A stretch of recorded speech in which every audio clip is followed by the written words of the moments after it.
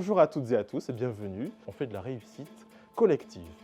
Et c'est l'objet de cette soirée. Et je laisse Jane Sansby qui va introduire cet événement. Et merci Jane d'être là. You're welcome. You're welcome. Well, ladies and gentlemen, dear guests, bonsoir. Good evening to everyone. My name is Jane Sansby. And I welcome you to the 5th edition of the Entrepreneurial and Societal Gathering of the Jeune Patronat Malgache Europe Campus.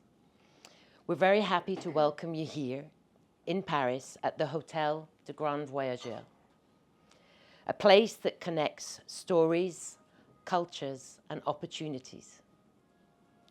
Tonight we gather to build bridges between Madagascar and Europe, and to move forward together with energy, ideas, and purpose.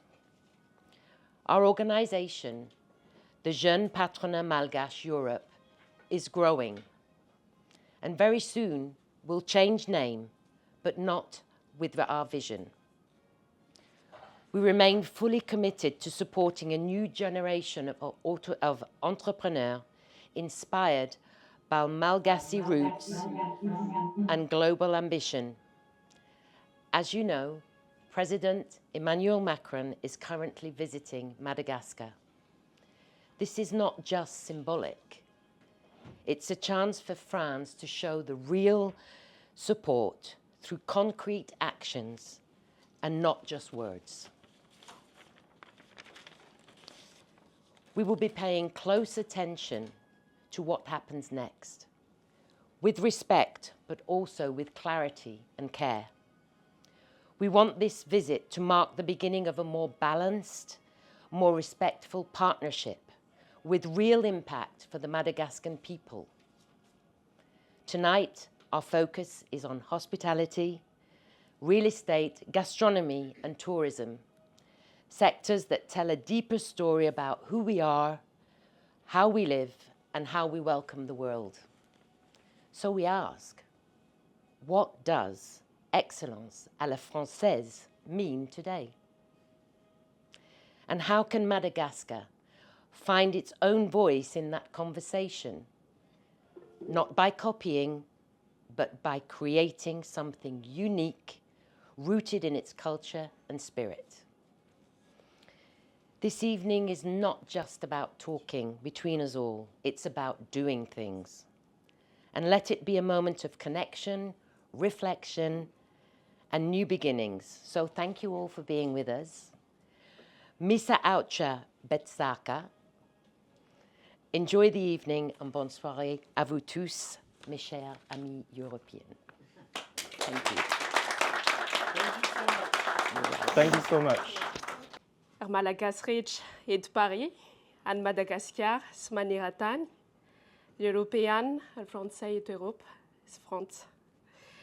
Tonga soa eto amin'ny fivoriana faha-efatra any Jeune Patronat Malgache Europe. Tiavina Rajoelina ny anarako ary faly mahita anareo. Hiova anarana izay atoato fa ny viana tsy miova. Mampirisika tanora sy ny olon-dehibe hanangana fandraharahana ho sa tompon'andraikitra ary ho tia sy hanaja ny tany ny viany. Any Madagasikara ny président Emmanuel Macron faha-efatra amby roapolo ny volana aprily ho avy izao. Antenaina fa tsy hijanona amin'ny kabary fotsiny ihany ity fididiana seho ity, fa hitondra fiovana ho hita sy tsapa ho an'ny Madagasikara sy ny Océan Indien. Izahay kosa, diaspora malagasy eto Europa, tamin'ny volana lasa teo, dia efa nanolotra vahaolana mazava amin'ny sehatry ny blockchain sy ny intelligence artificielle ho an'ny fampandrosoana ny Madagasikara. Amin'ity arivo ity, hifantoka amin'ny fizahantany sy ny fampiasam-bola amin'ny hôtely izahay ao anatin'ny vinan'ny tourisme 2030 ny gouvernement malagasy. Tsy irery izahay, maro amin'ny Afrikana no mino sy manohana anay. Ho anay ny Malagasy rehetra dia zava-dehibe. Na mpiasa, na mpitarika, na mitady asa, na voatonga. Tsy misy ambony na ambany, isika rehetra dia iray. Koa tongava amin'ny manaraka ny Kanadiana rehetra amin'ny rencontre à Montréal le 1er mai 2025 wavzo, avi fanjay, ifanuan, anangan, resnay am fou, tsy misy tavela, misaotra, mankasitraka, veloma mahafinaritra. Merci beaucoup, Tiavne. Avant de laisser la parole à Luc Ratibazaf, je voulais dire à quel point, donc je suis Mathieu Barjona-Laurent, coordinateur général de Jeunes Patronats Malgaches en Europe. Je veux dire à quel point nous sommes très heureux de vous accueillir ce soir et très honorés de vous avoir parmi nous. Nous avons vraiment des guests de grande qualité. Cette maison est la vôtre. Nous sommes là pour faire vivre la réflexion, les débats sur des sujets qui nous rassemblent, le tourisme, l'économie bleue, la transition écologique, bien sûr l'hôtellerie, l'hospitality, tous ces sujets qui sont importants à la fois pour Madagascar, pour l'Europe et pour la diaspora malgache. Donc un grand merci et sans transition, je donne la parole à notre coordinateur général, Luc Ratibazaf. Merci d'être là, merci d'être nombreux. C'est un plaisir de vous recevoir ici. On a commencé avec un peu de retard. Ça ne fait pas partie de la culture, absolument pas. N'est-ce pas? Mais on va dire que ça fait partie de la marge nécessaire à une bonne organisation. Sans trop tarder, le Jeune Patronat Malgache Europe, c'est une organisation qui existe depuis 1 mois et demi, avec déjà 5 événements, dont un qui a été précisé tout à l'heure, qui était lié au sujet de l'intelligence artificielle et la blockchain, entre des États-Unis et une Chine qui avance à grands pas. Quelle est la place de l'Europe et quelle est la place de l'Afrique et de Madagascar? Il faut trouver des solutions pour ne pas être absorbé. Et on en a trouvé. Donc si vous voulez des solutions pour Madagascar, je m'adresse au gouvernement malgache. Il faut nous envoyer un email et ensuite on va parler des choses sérieuses. Nous ne faisons pas de politique, nous sommes apolitiques comme toute organisation patronale et nous avons à cœur, à moyen long terme, de constituer le premier réseau d'entreprises et d'entrepreneurs malgaches, non pas à l'échelle européenne, mais à l'échelle mondiale. Et c'est la raison pour laquelle nous avons motivé auprès du Jeune Patronat Madagascar, qui est l'association mère initiale qui nous a sollicité le 9 mars 2025. Ils nous ont nommés, Mathieu et moi-même, sur validation du comité, avec une feuille de route qui était très claire depuis le début, et je le dis dans les yeux avec la caméra. Nous avions une vision malgacho-européenne et mondiale, donc ce n'était pas ce qui a été compris. De ce fait, nous avons décidé de prendre notre autonomie et nous sommes en bon terme avec le Jeune Patronat de Madagascar, qui est la référence à Madagascar. Et ça se passe très bien. Et je le dis toujours depuis le début, notre vision est claire. Elle est sur le site internet depuis le 11 mars 2025, jeunepatronatmalgache.com. Et elle ne changera pas, elle sera renforcée. Nous allons aujourd'hui donc évoquer les 2 thématiques qui ont été évoquées par Jane Sansby et Tiavne Rajouel et Mathieu Barjona-Laurent. C'est le tourisme. Quelle est la situation du tourisme, un état des lieux à Madagascar et dans l'océan Indien, parce que Madagascar est entouré de plusieurs îles d'outre-mer, comme on dit. Et aussi, quels sont les réseaux hôteliers qui existent, quelles sont les écoles qui existent à Madagascar, quelles sont les écoles qui existent en France et qui peuvent peut-être être source d'inspiration. On a ici M. Copéré qui représente l'école Ferrandi Paris, qui est l'école de gastronomie et d'hôtellerie-restauration à Paris, Rennes, Bordeaux, Dijon, et bientôt en Arabie Saoudite à Aloula. L'école de référence quand même, Luc. Faut le Alors, rappeler. de référence, je ne sais pas, ça dépend des définitions, parce que moi je suis diplômé d'une autre école et on pense différemment. On a aussi Adeline Molière, qui est directrice académique et du développement et de la qualité de l'école du CAS, campus de Meudon. Et nous avons aussi d'autres intervenants ici qui vont évoquer aussi leurs responsabilités, notamment Stéphanie Leriche, qui est la représentante pour la promotion de l'école Excelia Business School pour le programme Tourisme et Hospitality, Bachelor and Master Degree. C'est ça? OK, voilà. Et le monde est très petit parce que son responsable, c'est mon ancien directeur général de Ferrandi Paris, M. Gignoux, que je salue, qui doit nous regarder aujourd'hui sur Google Meet, et Adeline Molière, qui était directrice des programmes de bachelor à l'Institut Paul Bocuse, d'où j'ai été diplômé il y a maintenant 12 ans. Elle est même sur la photo de la graduation avec d'autres professeurs et M. Paul Bocuse. Donc j'ai beaucoup parlé, maintenant on va passer aux choses concrètes. Avant de commencer, est-ce qu'il y a des questions? Des remarques? Vous avez tout entendu? Ok, bon, je pense qu'ils ont tout entendu. En tout cas, merci déjà à l'Hôtel des Grands Voyageurs de nous recevoir. Merci à Georgia Wright qui nous facilite beaucoup nos événements ici. Et il y en aura beaucoup grâce à vous. Sans trop tarder, je vais passer la parole à nos amis en ligne et je vais demander à la Confédération du tourisme de Madagascar de prendre la parole pour se présenter brièvement avant qu'on rentre dans le sujet. Donc vous avez 1 minute pour vous présenter. Monsieur Ratouv, Louv, je vous invite à décrocher, à ouvrir votre micro. Et vous êtes là-bas, je crois. Est-ce qu'on peut agrandir son image? Je crois administrateur à l'INTH, l'École hôtelière publique de Madagascar, mon association IT Épicurien, donc, qui met en avant la cuisine du monde, grâce aux dons que nous recevons, nous permettant aux apprenants de l'École hôtelière publique de Madagascar de préparer des plats malgaches et équilibrés pour tous les patients de l'hôpital de Befela-Talan, qui est un hôpital public. Voilà, j'ai fait ma petite pub, mais elle est nécessaire. Merci beaucoup. Alors, on est à l'heure, c'est génial. Je vais regarder que je n'ai oublié personne à cette heure-ci. Alors, donc, j'ai donné la parole à M. Pless, à M. Ratouv. Alors, la nourriture qui est devant vous, elle ne fait pas office de décoration, elle est pour vous. Donc, vous pouvez manger. Ils avaient des serviettes, voilà. Peut-être, qu'est-ce qu'on peut apporter, peut-être, je sais pas, des petites assiettes ou des petites flettes, je sais pas, ou enfin quelque chose d'invitant. Voilà. Merci beaucoup. Alors, nous allons commencer par la première table ronde qui devrait durer moins de 18 minutes. C'est important parce qu'on a beaucoup de sujets. J'aimerais commencer par nos amis de Madagascar, parce que là-bas, il est 21h.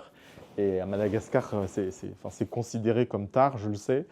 Parce que là-bas, on commence la journée à 5h du matin, vous savez. Et on se couche beaucoup plus tôt. Donc là, c'est déjà l'équivalent de minuit.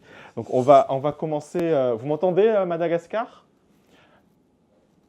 Louv et Johan, très bien. Merci beaucoup. Jenny m'entend aussi. Et Jenny Malal, vous prendrez la parole après avec Toumb, ainsi que Philippe Bonjean pour Banche, Royaume-Uni.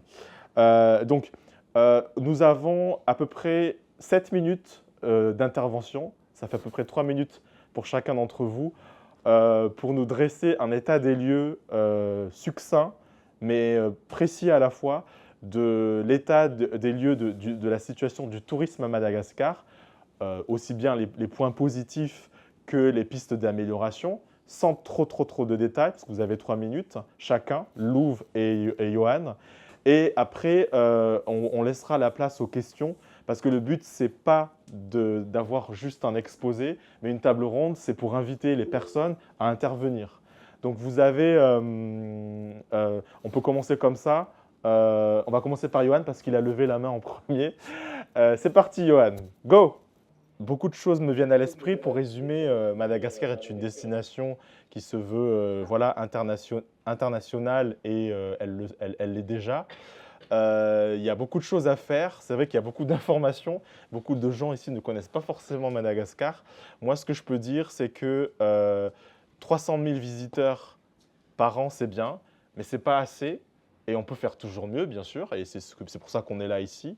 300 000 visiteurs, vous me pardonnerez, Johan et Louv, malheureusement, on connaît les raisons de ce nombre bas, sachant qu'à Maurice, il y a 4 millions de visiteurs, et en Corée du Nord, il y en a 350 000. Donc la Corée du Nord a plus de visiteurs que Madagascar, c'est dommage pour nous, mais on sait qu'il y a des choses qui font que mais je sais qu'on va vraiment sur la bonne voie parce que comme tu dis, il y a Marriott qui vient, il y a Emirates qui vient. Et surtout, on a aussi des flux aussi à travers les croisières qu'on n'a pas évoquées, qui s'arrêtent, je crois, à Majunga ou à Sainte-Marie, si je ne dis pas de bêtises.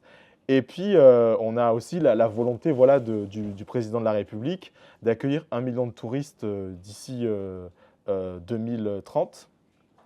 Et on va faire en sorte que ça marche. Et donc moi, je voulais savoir si vous avez des questions déjà ou des remarques qui peuvent être d'ordre général. Hein. Ça peut être par exemple des questions sur soit les investissements que vous pouvez faire à votre échelle en étant à distance, ou bien des investissements en allant là-bas et en se disant bah, je veux investir dans un hôtel, je veux ouvrir le campus de Excelia. Sachant que Vatel ne va pas être très content, ou Ferrandi, je ne sais pas. Et sachez que les Malgaches ne voient plus, désolé de le dire, l'hôtellerie-restauration comme une voie de garage, mais comme une opportunité réelle. Et donc, les Malgaches qui ont des revenus, ils étudient soit à Vatel, Madagascar, ou au Maroc. Et c'est pour ça que moi aussi, je vais ouvrir le campus IT Épicurien Éducation à Rabat l'année prochaine, parce que les visas sont très facilités entre la France entre le Maroc et Madagascar. Est-ce qu'il y a des remarques ou des questions? Ici, on a un laboratoire d'idées. C'est une enceinte, comme l'a dit Mathieu Bardone-Laurent le 11 mars. Et on est là pour soumettre aussi les idées, pas pour les imposer. Et je tiens à le préciser parce que c'est une spécificité qu'il faut avoir en compte quand on veut venir à Madagascar pour étudier, pour travailler ou pour collaborer. C'est qu'on ne peut pas, et je pense que vous êtes d'accord, vous qui êtes à Madagascar, même les Français, venir à Madagascar avec un référentiel franco-européen pour agir à Madagascar. Il faut connaître les spécificités et les pratiques et les habitudes dans le business à Madagascar qui diffèrent, je pense, de celles d'Europe. Je n'aime pas dire l'Occident, mais je dis d'Europe. Et en fait, c'est pas que c'est mieux en Europe ou que c'est mieux à Madagascar, c'est différent. Et si nous avions tenu avec Mathieu et l'ensemble du bureau exécutif à inviter les principaux acteurs du tourisme comme vous, messieurs Ratou et Pless, c'est parce que vous connaissez le terrain, vous êtes là depuis 15, 20 ans, peut-être même plus, et que vous avez l'expertise et qu'on ne peut pas faire sans vous. Et on en est bien conscient. Et peut-être, Luc, ce serait peut-être l'occasion aussi de demander justement à M. Ratouv et M. Pless quels conseils ils pourraient donner justement aux jeunes ou aux entreprises qui souhaiteraient se développer à Madagascar. L'élégance est la seule beauté qui ne se fane jamais, disait Audrey Hepburn. Je me présente. Comme je disais avant, je m'appelle Jane Sansby et je suis la fondatrice de Jane Sansby Consulting, consultante en luxury attitude. Mon parcours a commencé sur la scène, dans le monde du spectacle. Pendant plus de 20 ans, j'ai exploré l'art de la présence, la gesture et de la voix. Aujourd'hui, j'ai choisi de mettre cette expertise au service de l'excellence. Celle de les maisons de luxe, les hôtels prestigieux et les écoles de renom. Je n'apporte pas simplement des outils ou des techniques. Je propose une transformation. J'accompagne des collaborateurs, les équipes et les jeunes talents pour aider à incarner avec justesse et authenticité les valeurs d'élégance et le raffinement qui sont attendus dans l'univers le plus exigeant. Ce que je veux transmettre au-delà de l'apparence, c'est une manière d'être, une posture, une attitude, une présence qui parle sans mots. Je ne forme pas, je transforme.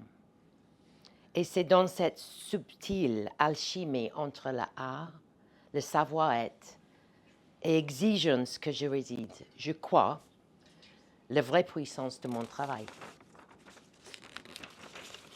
J'accompagne les personnes à libérer leur confiance naturelle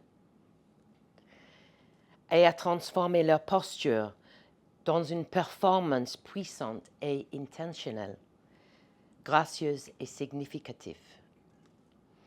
Chez Jane Sansby Consulting, je propose excellence et élégance, développement holistique et les résultats qui sont mesurables. L'éducation dans les bases, l'élégance les sublime et le respect les fait durer. C'est cette harmonie entre rigueur et bienveillance qui guide mon travail. Car au fond, ce que je recherche à transmettre, c'est une manière d'honorer l'autre, avec justesse, douceur et dignité. Ce soir, moi, je suis profondément honorée, merci Luc, d'avoir participé avec vous encore pour cette rencontre malgache et Europe, un projet qui célèbre la culture, la beauté et le sens. Et celle-là reflète parfaitement mes convictions, des valeurs intemporelles, portées avec grâce et transmises avec intention. Merci à tous. Merci Jane Sansby. Thank you very much. You're welcome. Thank I you can to do it you. in English and the other way. Absolutely. Juste pour illustrer concrètement avec mes mots, Jane Sansby, je l'ai rencontrée à un événement dans le cadre ce qu'on appelle les cercles d'intérêt de Ferrandi Paris. C'était un événement lié à la haute couture où M. Richard Gignoux, qui je salue, qui nous regarde, l'ancien directeur général de l'école, m'a invité et j'ai invité des étudiants à venir pour découvrir la collection d'haute couture du Maroc qui font de belles choses. Et Jane Sansby était là. J'ai découvert en Jane Sansby une personne qui avait une âme et l'âme avec laquelle je suis aligné. Et en fait, comme je dis toujours à Mathieu, je n'ai pas de partenaire, je travaille avec des âmes. Quand je vais au salon de l'agriculture et que je vois des gens qui ont des chevaux, je ne demande pas une carte de visite, je demande quelle est leur vision des choses et comment est-ce qu'ils travaillent. Et en général, c'est aligné. Donc voilà comment on travaille nous avec Jane Sansby. Et Jane Sansby, elle a aussi comment on appelle ça, des mannequins, c'est ça qu'on peut dire Ça dépend dans quel service voilà. on est Dans dedans. quel service, Direction artistique en gros, ou consulting. dans la direction artistique ou autre, je sais que je peux le citer, tu as travaillé au Lido, tu as Oui. été directrice artistique pendant de longues années Oui. et tu as été couronnée de succès et ça paye aujourd'hui. Parce que je fais appel à toi quand je cherche des gens qui présentent bien, des talents qui présentent bien. Et comme on va le dire, et ça va faire une belle transition vers l'excellence à la française, parce qu'on parle toujours de l'excellence. Mais c'est quoi l'excellence? Quand j'ai posé la question aux élèves de Ferrandi Paris, ils m'ont dit c'est le luxe, c'est le Lutetia, c'est le Ritz. Et puis certains ont répondu, notamment le vice-président des ressources humaines, Fabrice Tessier, d'accord, il a dit le luxe, c'est avoir du temps. Voilà. Et Madame Molière vient d'acquiescer. Donc voilà. C'est vrai. Vous aussi, c'est le luxe, c'est le temps aussi.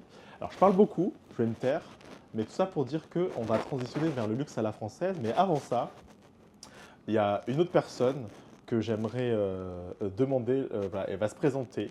Il s'appelle, il y a son nom, il s'appelle Ibrahima Ningue. Je ne sais pas s'il m'entend. Ibrahim. Oh là là. Voilà, vous avez de belles lumières derrière vous. Vous êtes en direct de Rabat, Maroc.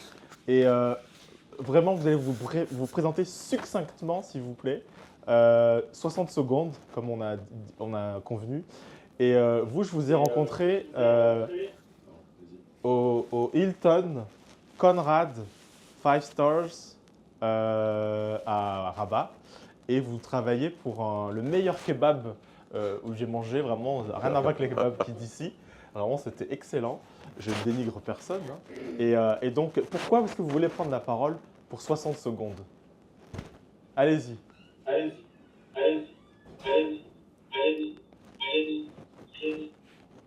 Décrochez votre micro, s'il vous plaît.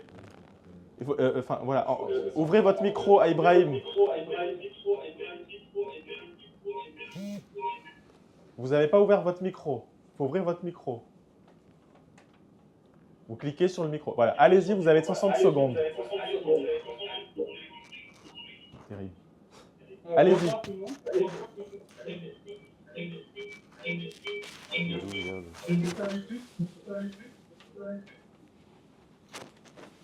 Allez-y. Bon, je vais me présenter. Moi, je m'appelle Ibrahim, je suis jeune sénégalais et je vis à Rabat. Je travaille dans la restauration et l'hôtellerie. Ça fait plus de 10 ans que je travaille dans ce domaine. Et j'ai rencontré M. Luc à Rabat et j'ai aimé sa façon de faire, sa façon de parler et comment il aborde les gens et tout. C'est une personne vraiment avec un grand cœur. Et là, actuellement, j'aimerais approfondir mon talent et ma carrière professionnelle. J'aimerais bien rejoindre Paris, France, tout court, pour m'améliorer encore plus et tenter d'autres aventures. Et je suis bon dans mon domaine et je suis quelqu'un de pragmatique et quelqu'un de très dévoué. Et j'aimerais juste avoir beaucoup plus d'opportunités pour pouvoir exploiter cette envie qui est en moi. Et voilà, je suis là aujourd'hui pour présenter un part de vous et dire que tout est bienvenu et que je suis prêt à relever les défis. Merci à vous tous et ça fait plaisir de participer. Merci.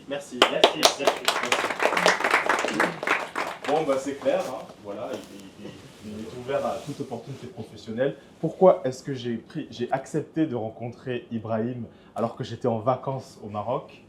Parce que je n'ai jamais vu quelqu'un qui était aussi dévoué dans le service client. Et je souhaite vraiment qu'il trouve quelque chose. Et le mois prochain, j'irai à Lyon et à Annecy. Et là-bas, il y a beaucoup de boulot, notamment dans les brasseries Bocuse. Ils cherchent des talents et surtout des talents sérieux, loyaux. Et ça, c'est quelque chose qui n'est pas facile à trouver dans la restauration. Merci. À la personne suivante, ce sera Adeline Volière. Tu peux te présenter, je te tutoie parce qu'on se connaît. Tu peux te présenter en 60 secondes comme on fait. Et après, on va parler de l'excellence à la française pour la deuxième table ronde qui durera 8 minutes. Bonjour à tous, merci Luc de m'avoir invité ce soir. Donc, je suis Adeline Molière. Je travaille dans l'éducation de l'hospitality depuis plus de 15 ans. J'ai travaillé 10 ans à l'Institut Paul Bocuse. Et puis, depuis 3 ans et demi, j'ai rejoint l'école d'Alain Ducasse, qui est une école autour des arts culinaires et des arts de la pâtisserie, avec des formations proposées pour des professionnels, pour des reconversions, des personnes qui veulent changer de métier, et puis pour des bachelors. Donc, nous avons des programmes de bachelors enseignés en anglais ou en français, selon les sites. On a 3 sites, un à Meudon, où on offre tous ces programmes. Ensuite, on a un site à Issingeaux, où il y a 7500 m² de laboratoire qui sont dédiés uniquement à la pâtisserie. Excuse-moi, Ali, peut-être pour la caméra et pour qu'on te voit bien, est-ce que ça t'embête juste de te lever Bien sûr que non. Je vais te faire travailler un petit peu. Je suis pas grande, hein, je sais pas. Non, mais juste près de l'ordinateur, comme ça on voit bien et on t'entend bien pour ceux qui nous écoutent. Vous m'entendez? Merci beaucoup. Bonjour à Adeline. tous. Voilà, mais tu n'as pas besoin de reprendre depuis le début, on a entendu. Merci. Donc, l'école Ducasse, ENSP, École nationale supérieure de la pâtisserie, qui est à Issingeaux, donc en Haute-Loire. 7500 m² de laboratoire dédié à la pâtisserie. pour tout apprenant qui souhaite faire des études dans la pâtisserie, très en vogue actuellement.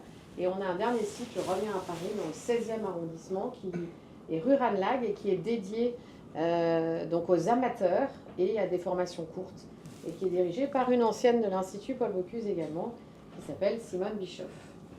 Voilà pour la partie École Ducasse. Et pour ma part, je m'occupe de tout ce qui est pédagogie, qualité, donc tout ce qui est certification pour tous ces programmes et ces écoles. Et puis le développement de notre marque à l'international, puisque École Ducasse se développe et a ouvert une école plutôt comme celle du 16e arrondissement, donc à Bangkok, à Manille. Sawadiha. Voilà. Nous sommes aussi à Abu Dhabi depuis décembre 2023 et nous ouvrons au Caire en Égypte fin 2025 et au Kazakhstan, à Almaty, pour le premier semestre 2026. Bon, Voilà. Ça- Donc si vous avez des questions, je suis à votre écoute. très intéressant. Très précis. Et pour avoir fait partie du comité de direction de Ferrandi Paris, où j'ai un peu eu écho des projets d'ouverture, c'est bien que vous n'êtes pas en concurrence, en tout cas pas sur les localisations. Est-ce qu'il y a des questions avant qu'on parle de l'excellence à la française ou pas? Des remarques? Vous avez envie d'aller chez Ducasse Studio là? Moi je veux bien. Hein. C'est bien, hein. Ouais. En plus on mange bien, parce que j'ai mangé au restaurant d'immersion, comme vous Ça, c'est dites. un meudon. Ouais, c'est pas un restaurant d'application, c'est un restaurant d'immersion, j'ai bien compris. Et on mange très bien. Et les gens ne pensent pas à venir manger dans les restaurants d'application, mais on peut le faire. On peut le faire à Ferrandi Paris. Vous pouvez rester avec nous. On peut le faire à Ferrandi Paris, on peut le faire partout. Et justement, au sein de ces écoles, ça nous amène au sujet, on cultive et on parle toujours de l'excellence à la française. Qu'est-ce que ça vous inspire? Vous qui n'êtes, pour certains, pas forcément familiers de cette notion, qu'est-ce que ça vous inspire? Et il y a quelqu'un qui a posé une question, qui veut poser une question sur... Alors, ok. Kevin, Solo Ambinsu, Guten Tag, est-ce que vous avez une question? Parlez fort, s'il vous plaît. Je n'ai pas de questions pour le moment, merci. Ok, d'accord, j'ai vu votre main levée, c'est pour ça, merci. Est-ce qu'il y a des remarques? Ça vous inspire quoi l'excellence à la française qu'on voit chez Air France sur de belles campagnes marketing, chez Sofitel, la marque d'Accor Hôtel, partout au final? Moi, Luc, je veux bien continuer. Go ahead. Allez-y, Zine. Mais vous pouvez si vous voulez. Allez-y, Allez-y, c'est vous qui incarnez l'école Ferrandi Paris. Clément, ça vous inspire quoi l'excellence à la française? Beaucoup de choses. Beaucoup de choses. C'est à la fois la simplicité des mots et la simplicité du geste, qui soit précis et régulier, aussi bien rigoureux que magnifique pour le coup. On parle d'art culinaire On parle là. d'art culinaire, mais aussi Ouais. de service surtout. C'est aussi savoir embellir le produit concert. On a la chance d'avoir beaucoup de chefs et beaucoup d'excellents responsables de salle et directeurs de restaurants. Je dirais que le plus important de l'excellence à la française, c'est le transmettre, surtout, puisqu'il se perd de plus en plus selon moi. Et savoir aussi le perpétuer, le plus important, je pense, avec beaucoup de recul. Moi, je vais applaudir. je vais applaudir parce que si on pose cette question aujourd'hui, c'est qu'il y a des choses qui ne vont pas dans l'excellence à la française. Il y a des choses qui vont bien, mais des choses qui ne vont plus. Mais je ne dirai rien de plus parce que c'est it's your time. Ok. My time. I take it. En français, hein. Oui, oui, bien sûr. Alors moi, je l'ai résumé, j'ai fait une petite recherche pour Merci. vous. Aussi, pour le résumer, donc je rejoins un peu Clément. merci. Donc pour moi, l'excellence, elle n'est pas forcément que à la française. Aujourd'hui, elle s'est quand même très internationalisée. On l'a beaucoup exportée aussi.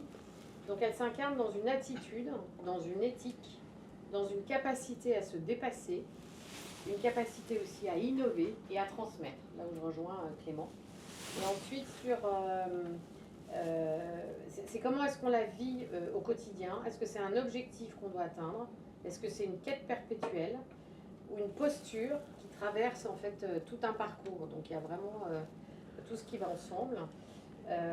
Après, c'est la parfaite maîtrise des gestes, c'est le sens du détail et de la rigueur, être très précis, être net. C'est maîtriser la créativité aussi, c'est important. Et là, je pense que ça touche tous les domaines, hein, pas que seulement notre industrie. C'est aussi faire vivre des émotions et rendre une expérience client inoubliable. Être attentionné, hein, avoir le sens de l'autre. C'est la transmission et l'humilité. C'est important parce que s'il faut transmettre, mais c'est aussi faire grandir ses équipes, inspirer tous les jeunes talents. Et je pense qu'il y en a beaucoup à Madagascar, des jeunes talents, parce que la population doit être aussi très jeune et a envie de se développer dans ce sens. 65% de la population a moins de 35 ans. Voilà. Donc c'est les faire grandir et les inspirer pour les amener vers cette excellence. C'est aussi aujourd'hui respecter le vivant et l'environnement. On est en plein dedans avec tout ce qui est les problèmes climatiques, notamment actuellement. C'est aussi par exemple choisir les bons produits, consommer de manière raisonnée. Voilà, c'est se donner des bonnes habitudes et une bonne dynamique. Et puis ne pas oublier que l'excellence, elle naît du collectif. Exactement. Voilà. Bah, tout est résumé. Hein. Franchement, bravo. Aline, c'était bon. Ouais. Merci d'avoir fait des recherches. C'est très apprécié. En tout cas, je suis ravie d'être là. Donc, bonsoir à tous. Je m'appelle Stéphanie. Donc, je travaille pour Excelia Hotel and Tourism School. Donc, une école de Top Hospitality Tourism School. Bien sûr, quand Luc nous a invités, donc Luc a expliqué sa connaissance, en tout cas avec Richard Gignoux, qui est notre nouveau directeur, qui a dirigé Ferrandi et l'école de Savignac par le passé. Aujourd'hui, développer le tourisme, former les leaders, les managers de demain dans le tourisme et l'hôtellerie, c'est des choses évidemment qu'on fait dans notre école. Quand vous parlez des défis du tourisme à Madagascar, des changements climatiques, notre école est vraiment engagée sur tout ce qui est, tout ce qui est développement durable, RSE, puisque l'école, ça fait plus de 20 ans qu'à travers ses programmes Humacité, Climacité, on envoie nos étudiants à travailler sur les défis climatiques, les défis d'organismes humanitaires. Aujourd'hui, Excelia Hotel and Tourism School, c'est une école qui fait partie du groupe Excelia. Excelia, c'est plus de 45 000 alumni dans 150 pays différents, 80 nationalités présentes sur nos campus, 6 000 étudiants. Nous avons des campus à La Rochelle, le campus historique, à Tours et à Paris-Cachan, notre nouveau campus. Nous offrons des formations en anglais, en alternance, en français. Il y a vraiment pas mal de formations, du bachelor bien sûr jusqu'à l'EMSc, Master of Science. Sur le campus parisien, vraiment un bachelor hôtellerie, tout en anglais, qui permet vraiment d'accueillir des étudiants internationaux formés à être les managers et les leaders de demain. Voilà, c'est des valeurs qu'on partage avec le tourisme responsable de demain.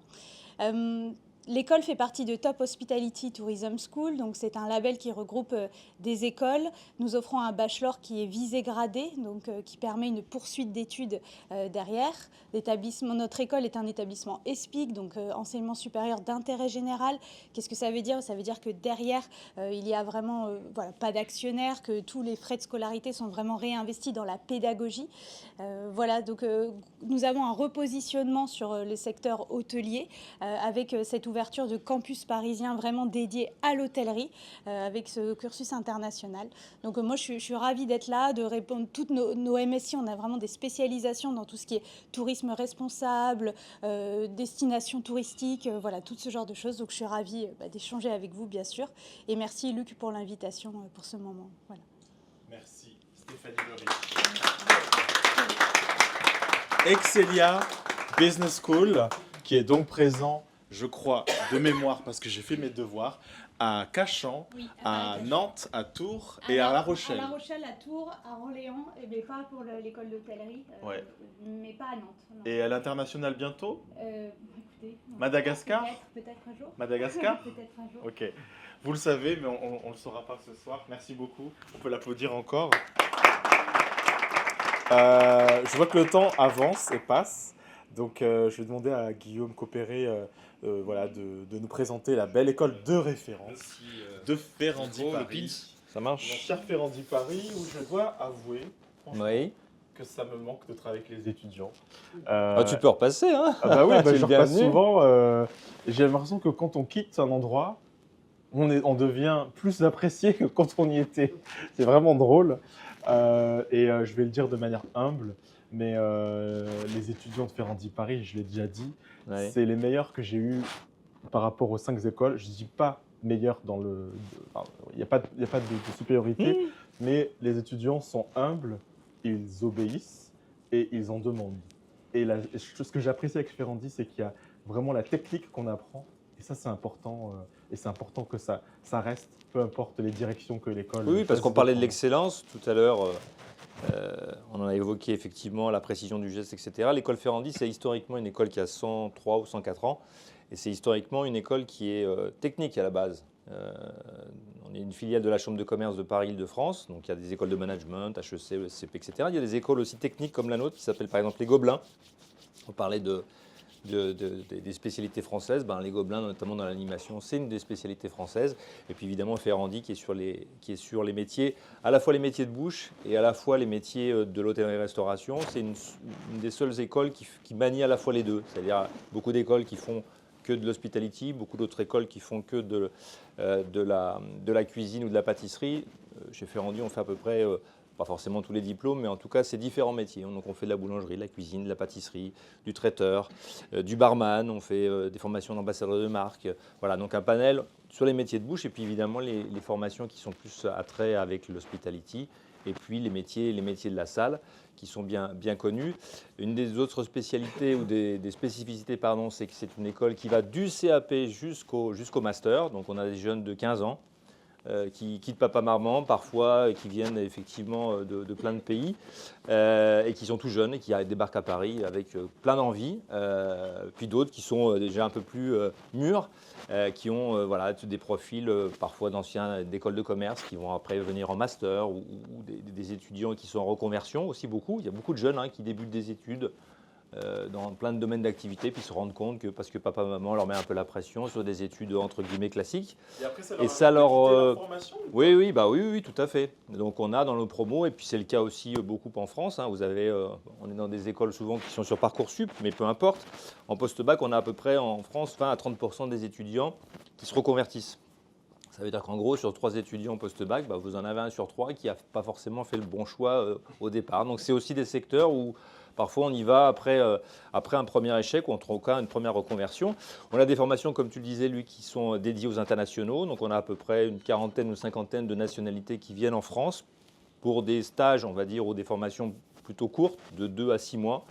Et c'est vrai que c'est difficile aussi après de les accompagner aussi pour peut-être plus rester en France plutôt que repartir au pays avec le savoir-faire.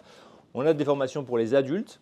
Donc on a des gens de 20 ans, 30 ans, 40, 50 ans qui veulent se reconvertir après plein de métiers différents. On parle beaucoup de gens qui veulent se reconvertir pour trouver du sens dans leur métier.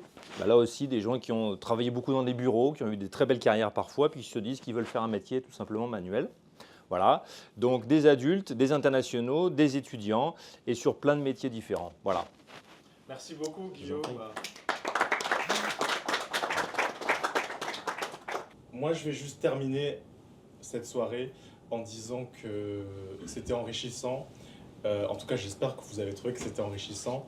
Je tenais à dire, à vous remercier, chacun d'entre vous ici. Et c'était un plaisir. Et la spécificité aussi de notre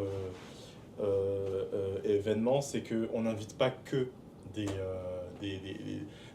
personnalités de cette thématique, mais on invite aussi des médecins, par exemple, comme Dr Oquendo qui est là, et qui va terminer le dernier pitch. Je crois que j'ai oublié personne. Et excusez-moi si j'ai oublié quelqu'un, mais je crois que le dernier pitch, c'est bien toi. Et peut-être qu'on dit meilleur pour la fin. Je ne l'ai pas oublié.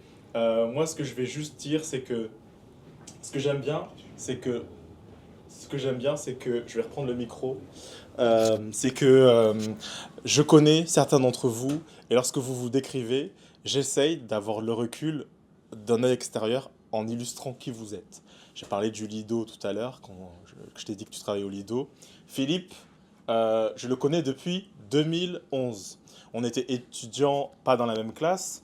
Je sais que c'est un homme, un talent sérieux. Il a travaillé au siège de Hilton, il a travaillé au siège de LVMH, dans d'autres groupes. Et surtout, pourquoi est-ce que vous devez faire confiance à des personnes comme celles qu'on a invitées là? C'est parce qu'elles connaissent le terrain. Et dans la restauration et l'hôtellerie, Adeline le sait, Clément le sait, Guillaume le sait, vous le savez tous, on ne peut pas savoir de quoi on parle si on n'a jamais mis les mains dans le cambouis, si je peux me permettre. Et vous, quand vous serez directeur général de l'Hôtel des Grands Voyageurs, vous saurez que servir un Orangina, c'est nécessaire. C'est important pour la maîtrise des coûts. Moi, par exemple, quand je demande un cocktail, et je sais s'il y a 33 centilitres ou pas, même avec les glaçons. J'en ai évalué tellement des hôtels.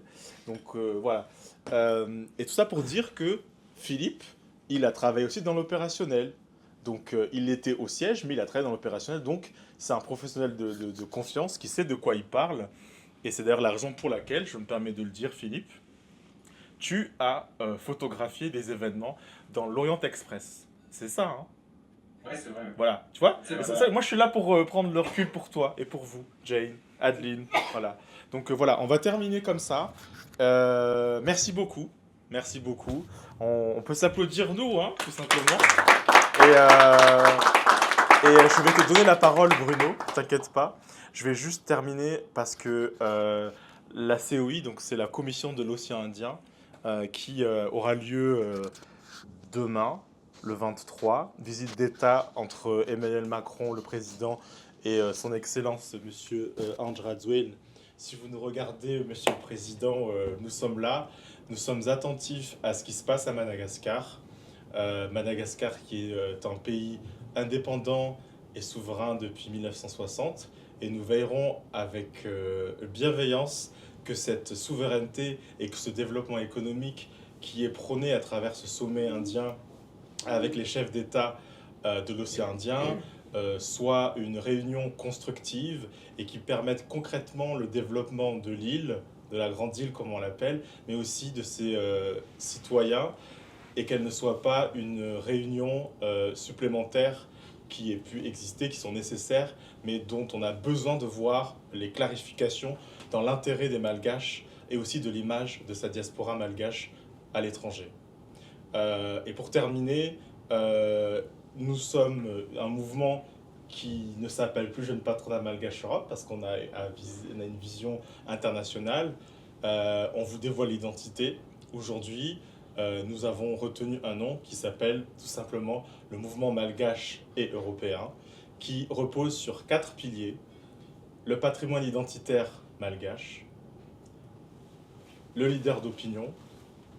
Nous sommes présents dans les médias malgaches, mais nous devons être présents dans les médias européens ou américains. C'est la raison pour laquelle, le 24 juin, il y aura une interview chez Forbes qui sortira, et il y aura un malgache ou une malgache qui sera interviewée par Alexia Borg de Forbes et de Le Figaro. Nous aurons également une interview chez CNews, nous aurons également une interview chez Le Figaro, et encore d'autres surprises puisque je me rends au nom de notre mouvement à Washington DC, à New York City et à Montréal pour solliciter la diaspora nord-américaine qui est présente aussi en Amérique du Nord. Donc tout le monde est sollicité et on a hâte. Et Madagascar, si vous nous regardez, nous on vous regarde avec des jumelles et avec un cœur. Merci. Je vais donner la parole à Bruno qui peut commencer à venir ici. Oui, on va terminer. Je vais juste prendre quelques secondes de luxe pour aller chercher un accessoire. Bah, c'est parfait. C'est parfait parce que j'ai quelque chose à rajouter. Vous voyez là, il y a des choses de couleur orange. Alors, c'est pas Hermès, c'est une cravate orange. Moi, j'ai pris une cravate rouge, tout simplement parce que le rouge, c'est la couleur de la passion. Et je mets soit des cravates rouges ou des cravates violettes. Rien n'est innocent dans ce que je porte. Vous savez, à l'Institut Paul Bocuse, c'est écrit « Vous êtes, je crois, portez les gestes et l'attitude que vous êtes ». J'espère que les nouveaux directeurs généraux n'ont pas retiré ce cadre. Sinon, ça va hérisser le poil d'un certain ancien directeur général. Donc ça, c'est une cravate qui est de couleur orange. À Madagascar, on a une spécificité, c'est que chaque parti politique possède une couleur revendiquée. Et en fait, le contexte actuel rend les choses difficiles, mais ce sont des faits. Donc moi, ce que je veux dire par là, c'est que lorsqu'on porte une cravate orange, on ne représente pas un parti politique, on ne représente pas une idée. C'est peut-être la couleur du parti présidentiel, mais c'est aussi une cravate orange, tout simplement, Hermès. Voilà, donc il faut casser ces choses-là. On peut porter les couleurs qu'on veut. Et d'ailleurs, ça me permet donc de rajouter un autre commentaire, c'est que là, j'ai de l'huile essentielle de mandarine, donc orange aussi, que je vais vous laisser sentir. C'est une huile essentielle que vous ne trouverez quasiment qu'à Madagascar, qui est commercialisée à un prix vraiment bas. Et je vais vous laisser sentir ça et vous faites passer. Donc je fais la promotion des huiles essentielles qui a été relevée par Jenny Malal. Parce qu'à Madagascar, vous avez la possibilité de vous faire masser comme en Thaïlande avec des huiles essentielles. Le Ravinsar, ça vient de Madagascar. Et vous avez aussi le Kachafai. Je me permets de faire ça, vous allez voir, ça sent comme un truc que vous n'avez jamais senti. Hein. Ah, je fais attention à la nourriture. C'est pas toxique. Hein. C'est pas toxique. Et je vous laisse sentir si vous voulez. Et voilà, donc il y a beaucoup de choses à Madagascar qu'on peut exploiter. Et puis j'ai un cadeau. Parce que la dernière fois, j'ai offert des petits cœurs en forme de pins aux femmes, parce que je vous aime, les femmes. Vous faites beaucoup de choses. Et puis là, comme je l'ai dit ici, le mouvement malgache et européen, c'est une enceinte où on équipe et on donne les outils à ceux qui veulent réussir. Je vais vous attribuer un... Comment on appelle ça ? Alors bonjour à tous, je m'appelle Bruno Kendo, je suis médecin. Et d'ailleurs, je vais commencer par vous poser une question. Qui a plus de 25 ans ici? Vous pouvez lever la main. Tous ceux qui ont plus de 25 ans. Bien, j'ai une bonne et une mauvaise nouvelle. Vous voulez que je commence par la bonne ou la mauvaise? La mauvaise. La mauvaise, c'est que vous avez tous commencé à vieillir. Voilà, le vieillissement est en route. La bonne nouvelle, c'est que je suis là. Non, je plaisante. C'est pas exactement ça, c'est que ce n'est pas si grave. Parce que le vieillissement, c'est quelque chose de très progressif. C'est quelque chose en réalité qui ne mène pas à l'incapacité. C'est d'ailleurs pour ça qu'à 90 ans, il y a encore des personnes qui font le marathon. Et donc, ma spécialité médicale, c'est la gériatrie, la médecine gériatrique. Donc, je m'occupe de personnes âgées de plus de 75 ans, mais également du bien vieillir. Il y a plusieurs choses. Je donne des cours et je coordonne le diplôme universitaire de cours international de médecine gériatrique. On forme des médecins gériatres un peu partout dans le monde à Sorbonne Université. Et également une unité d'enseignement en Master 2 d'expertise en gérontologie, également à Sorbonne Université. Donc voilà, ce serait avec grand plaisir également de me rapprocher des universités de Madagascar pour aller former des gériatres également là-bas. On en a besoin. Voilà, donc ça c'est d'un côté, et puis ça c'est ce que je fais la journée. Et le soir, en fait, moi j'allume mon téléphone portable et je me montre en fait en vidéo. C'est-à-dire je suis sur les réseaux sociaux sous le nom de Le Gériatre, tout simplement, parce que c'est ma spécialité. Donc le-du-bas gériatre. Et je réunis à peu près 140 000 abonnés sur l'ensemble de mes plateformes. Donc voilà, si jamais vous voulez apparaître, n'hésitez pas à m'en parler. L'idée, c'est vraiment de parler du bien vieillir, mais également de comment accompagner nos proches âgés dans le grand âge. Et c'est exactement pour ça également que j'ai sorti un livre aux éditions Hubert, qui est Albin Michel, sur comment accompagner ses proches âgés. Donc, il s'appelle « Mes parents vieillissent », qui vient de sortir il y a à peu près un mois. Je suis actuellement en promotion dessus. Et voilà, l'idée, c'est vraiment de se dire quels sont les grands piliers du bien vieillir, qui sont notamment la nutrition, le sommeil et l'activité physique. Également différencier ce qui est normal pour l'âge et ce qui n'est pas normal pour l'âge, ce qui en fait fait partie du vieillissement et justement ce qui fait partie des pathologies chroniques ou pathologies aiguës, c'est ça qui donne les incapacités. Et enfin, en vérité, plein de choses pour aider en vérité vos proches à bien vieillir et à être dans le grand âge au mieux possible. Voilà, donc je suis très heureux de pouvoir être là avec vous, de vous en parler. Et le vieillissement, ça touche bien sûr tout le monde, mais ce n'est pas si grave. Je vous souhaite une bonne soirée à tous. Merci beaucoup. Le vieillissement, c'est maintenant.